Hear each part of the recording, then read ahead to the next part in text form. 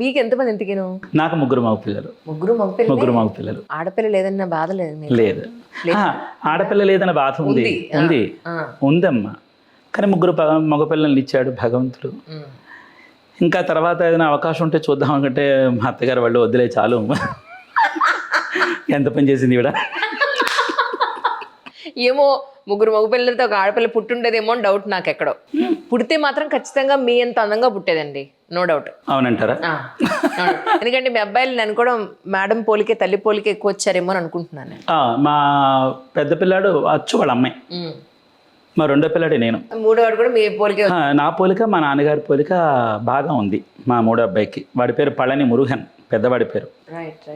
రెండో అబ్బాయి వచ్చి పళని షణ్ముఖన్, మా మూడో అబ్బాయి వచ్చి పళని శరవణన్, మన ఇంటికి వచ్చి పళని నిలయం. ఓహోహో. అంటే కులదైవం అండి, మా కులదైవం సుబ్రహ్మణ్యరు వచ్చి మా కులదైవం. అంటే చాలామంది అంటారు దేవుడిని నమ్ముకున్నారు కదా మీకు ఎందుకు అంత కష్టాలు వస్తాయంటారు. దేవుడిని నమ్ముకున్నంత మాత్రాన కష్టాలు పోవండి, తప్పండి అది అన్నమాట. దేవుడిని నమ్ముకున్నంత మాత్రాన కష్టాలు ఉండవంటే తప్పు. నమ్ముకున్న వాడికి ఎక్కువ ఉంటాయి, చదువుకున్న వాడికి పరీక్ష.